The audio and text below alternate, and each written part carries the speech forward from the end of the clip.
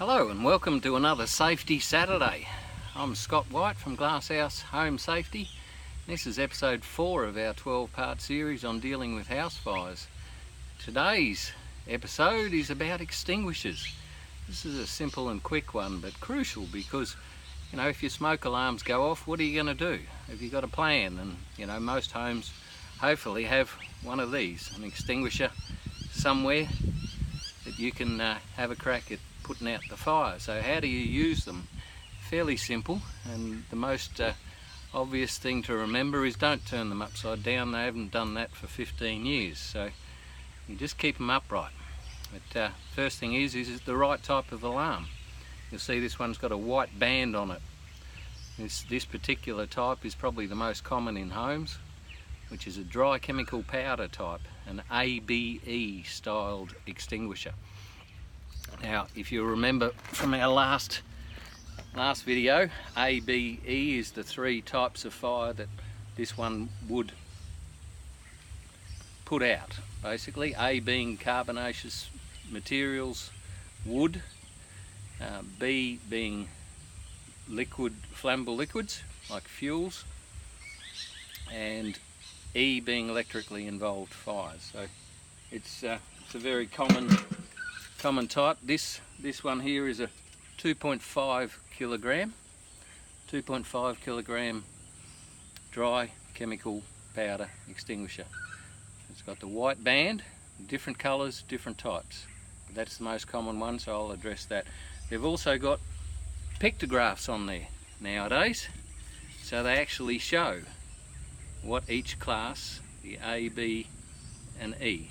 So we got carbonaceous, we got wood, we got flammable liquids and electrically involved fires. So you need to know that you're using the right type on the right type of fire. Now with these dry chemical powder ones, you've got to come to them at least every 6 months and turn them upside down.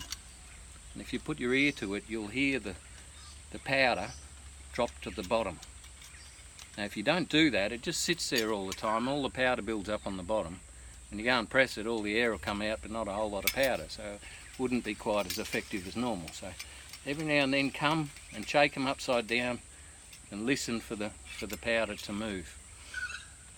So you've got this, you know it's the right type. By the way, you want to replace them every 5 years for sure, regardless. They're pressure vessels, they need to be refilled and checked, so every 5 years replace them. Obviously the bigger they are, the longer they'll put out their extinguishant. So this one being a 2.5 would go a bit longer, but your average household one's probably only going to go about 20 to 30 seconds if it's a 1 kilo job. Now a little gauge there shows whether it's full or empty. In this case it says full, but you can't always trust them. If you're not sure, you can weigh it.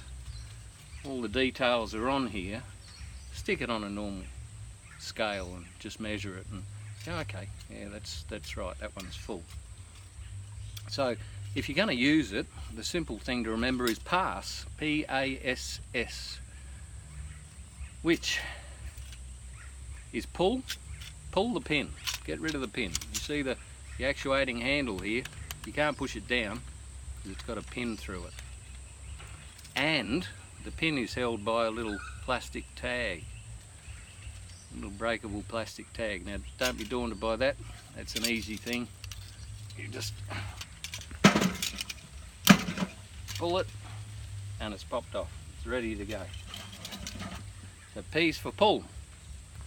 And then you aim at the fire, because the stuff's going to come out the end, obviously.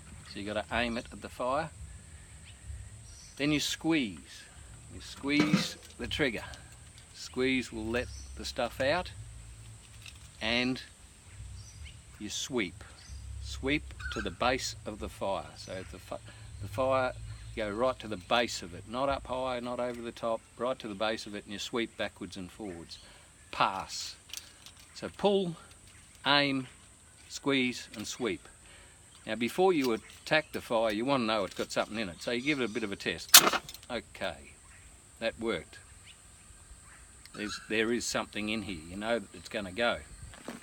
And once you bring it up to the fire, simply aim it at the base.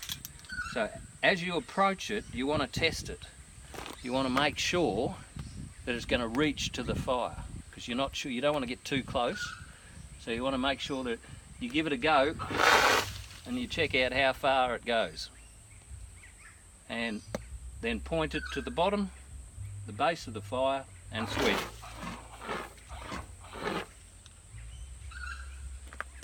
it. And that's it.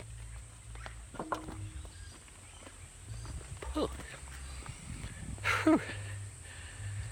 So I hope that's been helpful for you, because you got to have some idea of what to do in the case of a fire. And these things are very common and very helpful. You got to know that you got the right type, and you got to remember those particular terms. Pass is an easy one to remember. So I hope that's been helpful. Now I've got to clean up this mess. Speak to you again next Saturday. Bye bye.